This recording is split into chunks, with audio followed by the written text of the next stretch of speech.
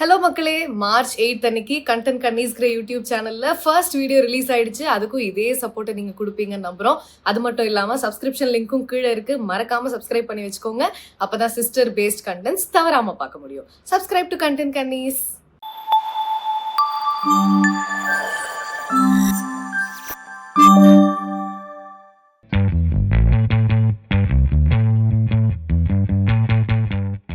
யோ சித்தப்பா, இந்த வீட்டு மெயின் டோர்ல கரெக்டா பூட்டுறது கிடையாதா? பாரு, கண்ட அரபோத நாயெல்லாம் நடு வீட்டில் உட்காந்துருக்கு. ஏய், வார்த்தையை அளந்து பேசு. ஓ, வைப்ரேட்டர் மோடா. ஏய், நீ கையாட்டாம ஒரு இடத்துல ஒழுக்கமா உட்காந்து பேசு. இந்த பேர் மாப்பிள்ள, பார்த்து நடந்துக்க. இன்னைக்கு உன் வாழ்க்கையிலே ஒரு முக்கியமான நாள். அதனால உன்னை பொழைச்சி போ. அதுவும் இன்னைக்கு மட்டும்தான். என்னோட மொத்த பகையும் இன்னொரு நாள் தீர்த்துக்கிறேன். பொழைச்சி போ. டேய், இந்த விஷயம் தெரிஞ்சது மொத்தம் 4 பேர் தான். 1 நான், 2 3 எங்கள் அப்பா அம்மா, 4வது நீ. இங்கே பார், குடிகாரம் பேச்ச இந்த உலகத்தில் எவனும் நம்ப மாட்டான். அது மட்டும் இல்லாமல் நீ பஸ்ஸு படிக்கட்டிலே படுத்துக்கிட்டு தான் ஏறுவேன். நீ படியேறி வந்து என் ஃபஸ்ட் நைட்டை கெடுக்க போறியா? வைன் ஷாப் போடுறக்கு இன்னும் 1/2 மணி நேரம் தான் இருக்குது. போய் ஓசி கட்டி உசார் பண்ணுற வேலையை பாரு. வந்துட்டேன் மாமா குட்டி. உனக்கு எப்படி ஃபர்ஸ்ட் நைட் நடக்குது நான் பார்க்குறேன்டா. உன் வாயாடி எல்லாம் உண்மையை சொல்ல வச்சு உன் வண்ட காலத்தை எல்லாம் தண்டவாளத்தில் ஏற்றுறேன். மேலே தானே ஃபர்ஸ்ட் நைட் நடக்குது. வர இருடி மாப்பிள்ளை, இந்த கோட்டை ஊற்றி உன் கோட்டையே முடிக்கிறேன்டா.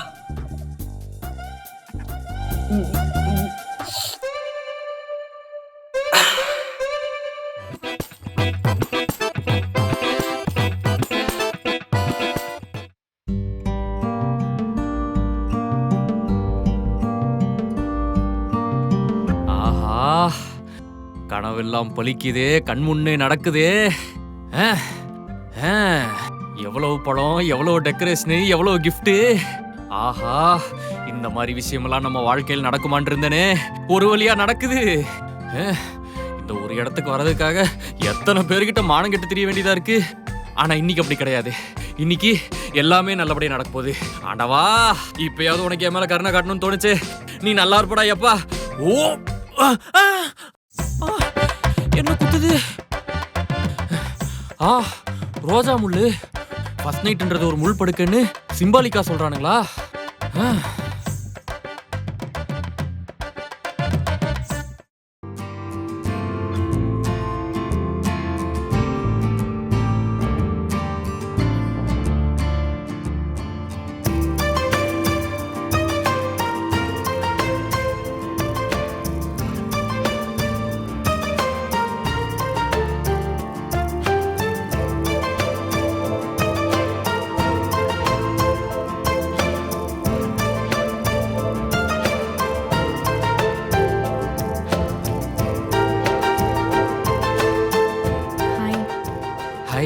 வந்துட்டீங்களா? ரொம்ப நேரமா வெயிட் பண்ணிட்டு இருக்கீங்களா? சேச்சே, ஃபர்ஸ்ட் நைட் 12 மணிக்கு தான் சொன்னாங்க. நான் பொறுமையா 6:30க்கு தான் வந்தேன். சாரிங்க, நான் எப்பயோ ரெடி ஆயிட்டேன். இந்த பால் கொண்டு வரதுக்கு தான் லேட் ஆயிடுச்சு. பாலா? இது நல்லா சுண்டை காய்ச்சி பாதாம், பிஸ்தா, முந்திரி, குங்குமப்பூலாம் போட்டு ஸ்பெஷலாக ரெடி பண்ணி உங்களுக்காக கொடுத்து விட்டுருக்காங்க. அப்படியா? இந்தாங்க. அதுவும் நீங்கள் குடிச்சு முடிச்சதுக்கு அப்புறம் தான் நான் குடிக்கணும்னு சொன்னாங்க. ஏன் ஏன் ஏன் ஏன் அது என்னங்க, எப்போ ஒரு ஆம்பளை குடிச்ச எச்சி தான் பொண்ணுங்க குடிக்கணுங்கிறாங்க? இன்னும் எத்தனை நாளைக்கு தான் பொண்ணுங்களை போட்டு இப்படி முடக்குவாங்க? இந்த மாதிரி பிரிவினைவாதத்துக்கு நான் எதிரான தோழர். முதல்ல நீங்க குடிக்கிறீங்க, அதுக்கப்புறம் தான் நான் குடிப்பேன். இன்னும் எவ்வளவு நாளைக்கு?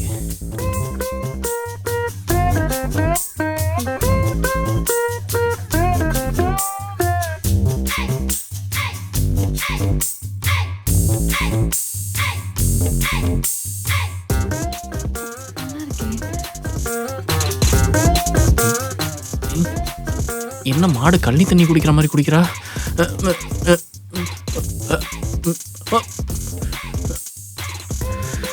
தீனி பண்டாரா.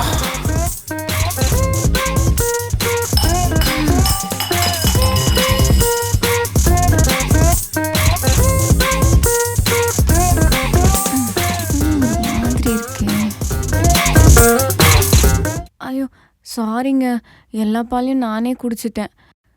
என் லைஃப்லே இந்த மாதிரி ஒரு பாலை குடிச்சதே இல்லைங்க. செம்ம டேஸ்டா இருந்துச்சு. நான் உங்களுக்கு வேற பால் போட்டு எடுத்துட்டு வரேன். ஐயோ அதெல்லாம் ஒண்ணும் வேணாம். இங்க பாருங்க ஆல்ரெடி ரொம்ப லேட் ஆயிடுச்சு. நம்ம வேணா அப்படியே அதுக்கு முன்னாடி நம்ம ஒருத்தருக்கு ஒருத்தர் பேசி தெரிஞ்சுக்கலாம். ஏன்னா இப்படி சடனா கல்யாணம் ஆயிடுச்சு நமக்கு. இது சடனாவா? ஏங்க நான் ஏதோ நீங்க ரோட்ல பால் வாங்க போயிட்டு இருக்கும்போது பிடிச்சி தாலி கட்ட மாதிரி பேசிட்டு இருக்கீங்க.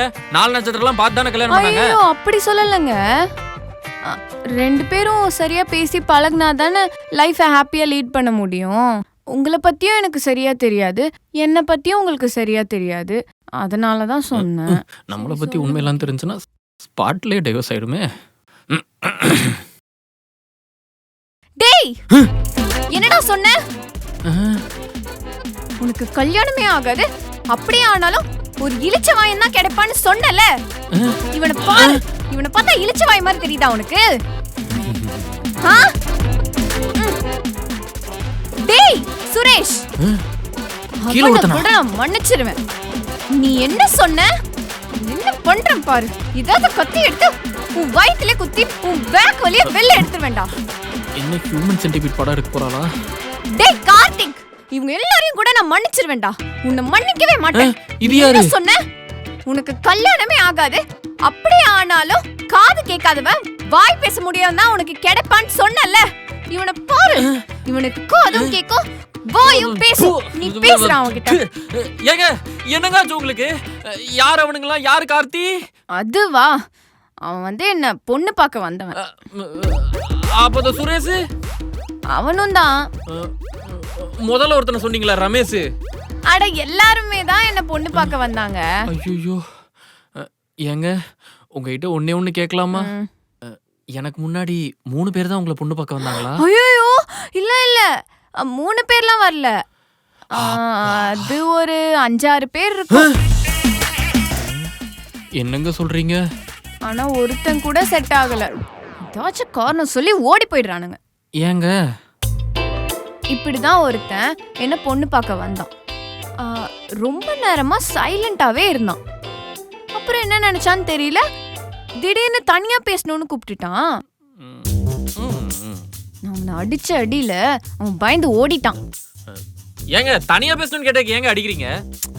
சொல்றது முழுசா கேள்றா. அவனும் கூப்பிட்டான்ட்டு நான் மேல போனேன். அப்புறம் நீங்க எங்க வரீங்க, பொண்ணு வர சொல்லுங்கன்றான்.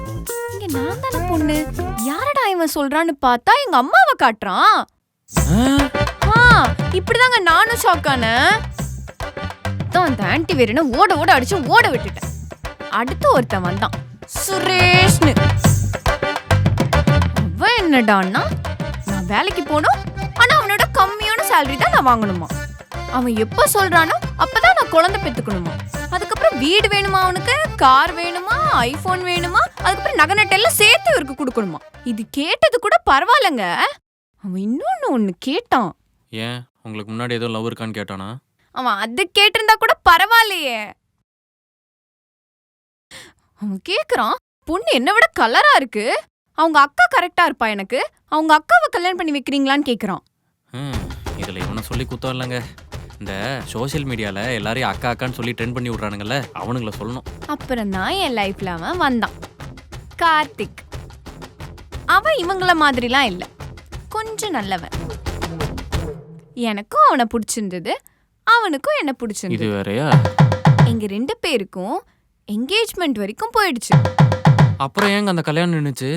அது கல்யாணத்துக்கு முன்னாடி என் கூட படத்துக்கு போகணும்னு ஆசைப்பட்டான். அவன் போன்ல நெட்வொர்க் இஷ்யூன்ட்டு என் போன்ல புக் பண்ண சொன்னான், கார்னர் சீட்டா. நானும் சரி ஓகேன்னு புக் பண்ணேன். அப்புறம் என்ன நினைச்சான்னு தெரியல, திடீர்னு எனக்கு இந்த பொண்ணு வேணாம் அப்படின்னு சொல்லிட்டான். ஏங்க அதான் அவன் கேட்ட மாதிரி கார்னர் சீட் புக் பண்ணீங்கல்ல? பண்ணல, நான் ஒரு கார்னர்லயும் அவனுக்கு அந்த கார்னர்லயும் புக் பண்ணேன். இதுல என்ன தப்பு இருக்கு? தப்பே இல்லை. கை கொடுங்க. அடுத்து முன்னாடி ஒண்ணு சொன்னாங்க, உனக்குலாம் கல்யாணமே ஆகாது, அப்படியே ஆனாலும் ஏதாச்சும் குறையோட இருக்கிறவன் தான் உனக்கு கிடைப்பான்னு. ஆனா உங்களுக்கு எதுவும் குறை இல்லைல்ல? இல்லைங்க, அந்த மாதிரிலாம் எதுவும் இல்லை. ஆமா, நான் ஏன் இதெல்லாம் உங்ககிட்ட சொல்லிட்டு இருக்கேன்? என் ஃபிளாஷ்பேக்லாம் உங்ககிட்ட நான் சொல்லிட்டேன்ல, இப்போ உங்க ஃபிளாஷ்பேக்க சொல்லுங்க. என்கிட்ட சொல்லிக்கிற மாதிரி பெருசா எந்த கதையும் இல்லைங்க. ஏய் அட சும்மா சொல்லுங்க. எனக்கு ஃப்ளாஷ்பேக்குன்னெலாம் பெருசா ஒன்றும் இல்லைங்க. ரீசெண்டாக ஒரு லவ் பண்ணேன். நான் பிறந்தது என்னவோ சென்னை சிட்டி தான், ஆனால் உடம்பு ஃபுல்லாக டாக்ஸிசிட்டின்னு எனக்கு அப்போ தான் புரிஞ்சுது. இந்த அர்ஜுன் ரெட்டி படம் பார்த்துட்டு இந்த மாதிரி முரட்டுத்தனமாக காதல் பண்ணாதான் பொண்ணுங்களுக்கெல்லாம் பிடிக்கும்னு சொல்லிட்டு நானும் அதே டெம்ப்ளேட்டில் தான் லவ் பண்ணிருந்தேன். அப்படி தான் ஒரு நாள், ஏய் இதுக்கு மேலலாம் நமக்கு செட் ஆகாது, பிரேக்கப். ஏய் இப்போ என்ன நடந்து போச்சு? எதுக்கு இப்போ அவசரப்படுற? இங்கே பாரு, அவசரப்பட்டு எந்த முடிவு எடுக்காதே, பொறுமையாக பேசி முடிவு பண்ணிக்கலாம். நீ எதுவுமே பண்ணலன்றனால தாண்டா உன்னை பிரேக்கப்பே பண்றேன். என்ன லவ் பண்ணதுனால என்னைக்காச்சும் ரொமான்ஸா பேசிருக்கியா? இல்ல பார்க்கு பீச்னு எங்கேயாச்சும் நீ சுத்தி காமிச்சிருக்கியா?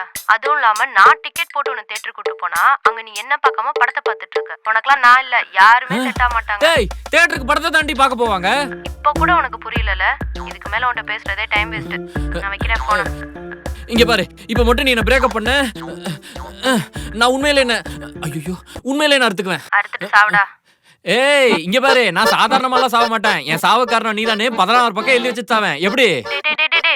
வேணாடா, அவசரப்படாத. நான் உனக்கு பிரேக்கப்லாம் பண்ணல, நம்பு. நிஜமா தானே சொல்றேன், இல்லைன்னா போய் அறுத்துக்குவேன். நிஜமா தான் சொல்றேன், நம்பு. சரி, அம்மா கூப்பிடுறாங்க, நான் பேசிட்டு வரேன்.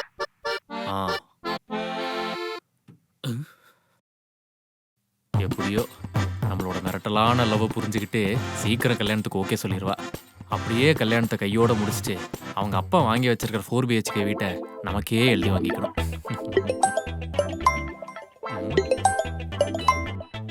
ஹலோ ஹலோ, நான் ஆர்டோ போலீஸ் ஸ்டேஷன்ல இருந்து இன்ஸ்பெக்டர் பேசுறேன். கிருஷ்ணாவா? ஆஹா, பாஸ்போர்ட் வெரிஃபிகேஷன் வந்திருக்காங்க. ஆமா சார், நான் தான் கோடம்பாக்கம் கிருஷ்ணகுமார். இப்போ எங்க இருக்கீங்க? வீட்டில். யோ கான்ஸ்டபிள், வண்டி அடியா. வாங்க சார், பாஸ்போர்ட் வெரிஃபிகேஷன் தானே. Kodambakkam Krishnakumar, no criminal records. Sir ஏன் சார் பொண்ணுகிட்ட லவ் டார்ச்சர் கொடுத்துக்கிட்டு இருக்கியா? மனசுல பெரிய மன்மத சார், அது பேர் டார்ச்சர் கிடையாது சார், அது ஒரு மாதிரி லவ் கட்டுறதா சார். நல்லா உள்ள தூக்கி போட்டு முட்டைக்கு தட்டினா தான்டா சரியா வரும். சார் சார், இனிமேல் சத்தியமா பொண்ணு பக்கமே போக மாட்டேன் சார். Sir please sir.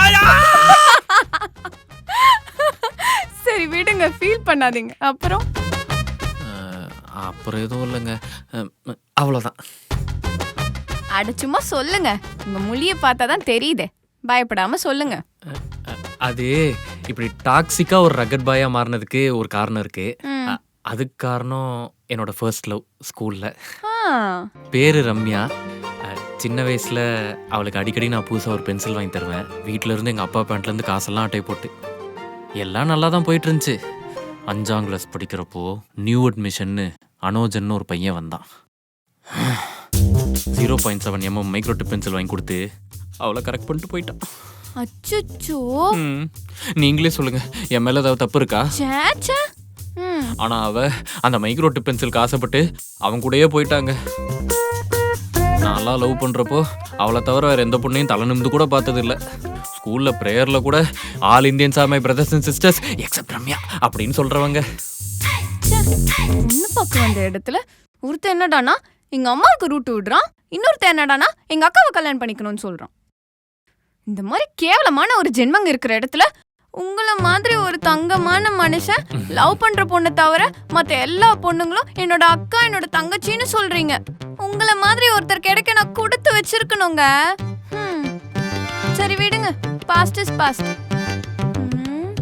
இப்ப நம்ம லைஃபை ஸ்டார்ட் பண்ணலாம். இந்த வீடியோ உங்களுக்கு பிடிச்சிருந்ததுன்னா லைக் பண்ணுங்க, ஷேர் பண்ணுங்க, கமெண்ட் பண்ணுங்க, அண்ட் முக்கியமா நரிக்குட்டம் சேனலுக்கு சப்ஸ்கிரைப் பண்ணுங்க. முக்கியமா அந்த பெல் ஐக்கனையும் கிளிக் பண்ணுங்க. நான் போய் பல்லு விளக்கிட்டு வந்துடுறேன்.